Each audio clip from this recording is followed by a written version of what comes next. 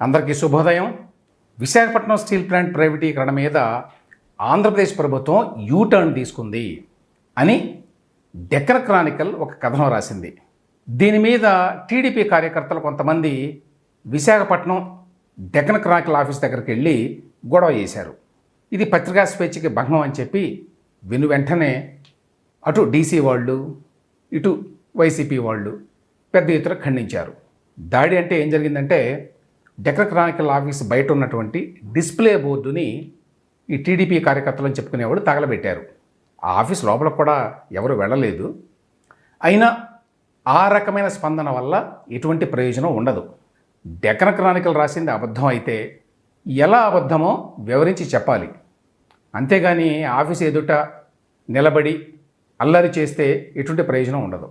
ఇక అసలు సంగతి, డెక్కన్ క్రానికల్ కథనంలో ఏముంది, వాళ్ళు రాసినటువంటి కథనంలో వాస్తవం ఉందా? విశాఖపట్నం స్టీల్ ప్లాంట్ ప్రైవేటీకరణ అనివార్యం, విశాఖపట్నం స్టీల్ ప్లాంట్ ప్రైవేటీకరణ అనివార్యం అని టీడీపీ రాష్ట్ర అధ్యక్షుడు పల్లా శ్రీనివాసరావు అలాగే కేంద్ర ఉక్కు శాఖ సహాయ మంత్రి శ్రీనివాస్ వర్మ అన్న మాటలను బట్టి అర్థమవుతోంది. ఇది డీసీ కథనం సారాంశం. అంటే అటు టీడీపీ రాష్ట్ర అధ్యక్షుడు ఇటు బీజేపీ మంత్రి కూడా ఇదే మాట చెప్తున్నారు అన్నమాట. సో వాళ్ళు ఏం చెప్పారు? ఈ డీసీ కథనం ప్రకారం స్టీల్ ప్లాంట్ పబ్లిక్ సెక్టర్లోనే ఉంటుంది, ఇందుకోసం 8,000 కోట్ల రివైవల్ ఫండ్ని కోరుతున్నాము అని టీడీపీ రాష్ట్ర అధ్యక్షుడు పల్లా శ్రీనివాసరావు గారు చెప్పారట. దీన్ని బట్టి రాష్ట్ర ప్రభుత్వం ప్రైవేటీకరణకు సుముఖంగా ఉంది అనే ఇంటర్ప్రిటేషన్ ఇచ్చారు డీసీ వాళ్ళు. పబ్లిక్ సెక్టర్లోనే ఉంటుంది, 8,000 కోట్ల రివైవల్ ఫండ్ను కోరుతున్నాం అని అంటే ప్రైవేటీకరణకి ఏపీ ప్రభుత్వం ఒప్పుకున్నది అని డెక్కన్ క్రానికల్ ఎలా నిర్ధారణకు వచ్చిందో విచిత్రంగా ఉంది. ఇక రెండో పాయింట్, కేంద్ర ఉక్కు శాఖ సహాయ మంత్రి చేసిన ప్రకటన అంటూ ఒక మాట చెప్పారు. స్టీల్ ప్లాంట్ ప్రభుత్వ రంగంలోనే ఉంటుంది అనే మాట కరెక్ట్ కాదు, డిస్ఇన్వెస్ట్మెంట్ అనేది ఎన్డీఏ పాలసీ అని కేంద్ర మంత్రి శ్రీనివాస వర్మ గారు చెప్పారట. అంటే టీడీపీ నాయకుడేమో స్పష్టంగా స్టీల్ ప్లాంట్ ప్రభుత్వ రంగంలోనే కొనసాగాలని ప్రయత్నిస్తున్నాం అని చెప్పాడు. బీజేపీ కేంద్ర మంత్రి మాత్రం ప్రైవేటీకరణ మా విధానం అని చెప్పాడు. ఈ రెండు కొత్త విషయాలు కాదు. స్టీల్ ప్లాంట్కి సాయం చేసి దాన్ని తిరిగి నిలబెట్టాలి అని టీడీపీ కోరుతోంది ఎప్పటి నుంచో. స్టీల్ ప్లాంట్ని ప్రైవేటీకరించడం మా విధానం అని బీజేపీ కూడా ఎప్పటి నుంచో చెప్తోంది. అయితే డీసీ కథనంలో టీడీపీ కూడా ప్రైవేటీకరణకి సుముఖం అని రాశారు. ఏంటి దీనికి ప్రాతిపదిక? గతంలో సెయిల్లో విశాఖ ప్లాంట్ని విలీనం చేయాలి అని చెప్పి టీడీపీ కోరింది. విశాఖ ప్లాంట్ ఉద్యోగ సంఘాలు కూడా ఇదే కోరుతున్నాయి. ఇప్పుడు రివైవల్ ప్యాకేజ్ ఇచ్చి దాన్ని నిలబెట్టాలి అని టీడీపీ కోరింది. ఇదే తేడా. కానీ దీనికి అర్థం టీడీపీ కూడా ప్రైవేటీకరణకు అనుకూలంగా ఉంది అని రాశారు డీసీ వారు. ఈ నిర్ధారణ మిస్లీడింగ్ అని ప్రత్యేకంగా చెప్పనక్కర్లా. గతంలో సెయిల్లో విలీనం అన్న టీడీపీ ఇప్పుడు స్టీల్ ప్లాంట్కి సాయం చేసి నిలబెట్టాలి అని అంటోంది. దీనికి అర్థం ప్రైవేటీకరణ అనే నిర్వచనం డీసీ వారు ఎలా ఇచ్చారో తెలియదు. ఈ కథనంలో ఉన్నటువంటి విషయం ఇంతే. కానీ దీనికి ఇచ్చినటువంటి హెడ్లైన్ ఏంటో తెలుసా? Andhra Pradesh government does a U turn on Vizag steel plant privatisation. Steel plant ప్రైవేటీకరణ విషయంలో ఏపీ ప్రభుత్వం యూటర్న్ తీసుకున్నది అని. ఈ కథనంలో ఏపీ ప్రభుత్వం యూటర్న్ తీసుకున్నది అని చెప్పి ఎక్కడా రాయలేదు. మాట్లాడినటువంటి పల్లా శ్రీనివాసరావు గారు ఏపీ ప్రభుత్వంలో లేడు, ఎటువంటి పదవిలో కూడా. ఆయన పార్టీ నాయకుడు. ఆయన కూడా ప్రైవేటీకరణకి మేము అనుకూలం అని చెప్పి ఎక్కడా చెప్పలేదు. ఇక ఏపీ ప్రభుత్వం అధికారికంగా ఈ అంశం మీద మాట్లాడినట్టుగా ఎక్కడా లేదు. అయినా అటువంటి హెడ్లైన్ పెట్టారంటే వైసీపీకి ఆయుధం ఇవ్వటానికి, టీడీపీని డిఫెన్స్లోకి నెట్టడానికి అని అనుకోవాలి. మీరు విశాఖ ప్లాంట్ని ప్రైవేటీకరించుకోండి, మాకు అభ్యంతరం లేదు అని చెప్పి చంద్రబాబు నాయుడు గారు ఢిల్లీ పెద్దలకు చెప్పినట్టుగా తెలిసింది అని డీసీలో ఒక మాట వదిలారు. దీనికి ఏ ఆధారం లేదు కాబట్టి ఈ మాట డీసీ వాళ్ళ కామెంటే కానీ అది ఫ్యాక్ట్ కాదు.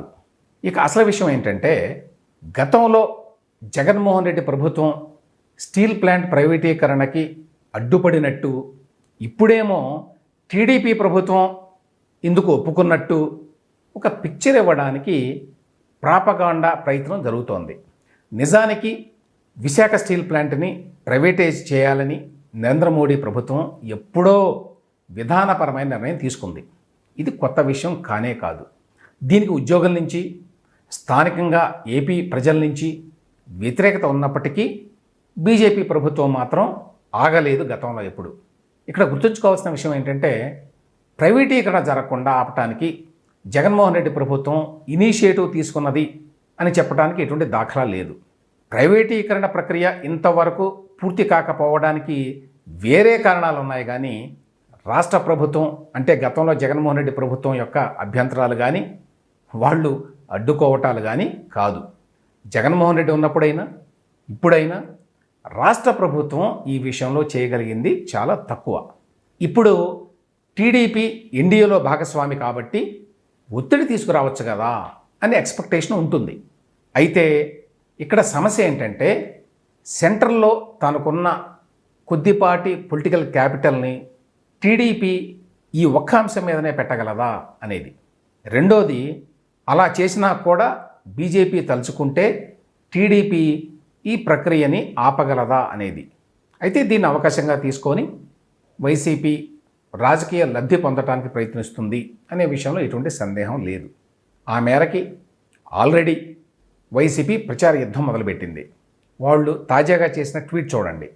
చంద్రబాబు వక్రబుద్ధిని బయటపెట్టిన మీడియాపై జేటీడీపీ దౌర్జన్యం, వైజాగ్ స్టీల్ ప్లాంట్ ప్రైవేటీకరణపై ఎన్సీబీఎన్ యూటర్న్ తీసుకొని గ్రీన్ సిగ్నల్ ఇచ్చేశాడని రాసిన డెక్కన్ క్రానికల్, నిజాలు రాసిన ఆ పత్రిక ఆఫీసుపై విశాఖపట్నంలో టీడీపీ నేతల దాడి అని ట్వీట్ చేసింది వైసీపీ.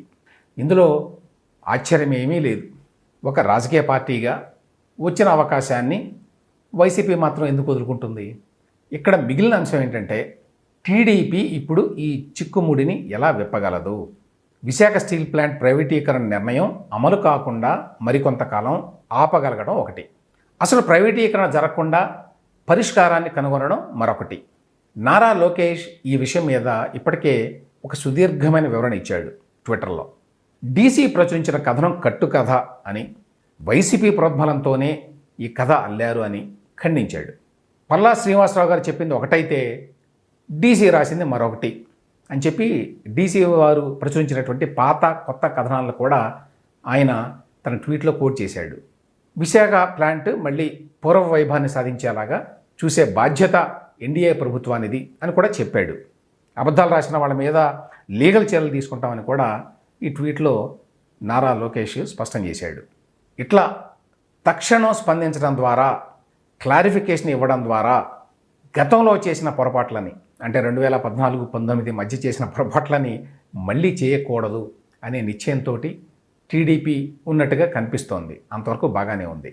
అయితే విశాఖ స్టీల్ ప్లాంట్ ప్రైవేటీకరణ అంశం తెలుగుదేశం ప్రభుత్వం ముందున్న పెద్ద సవాలే అని అనడంలో ఎటువంటి సందేహము లేదు.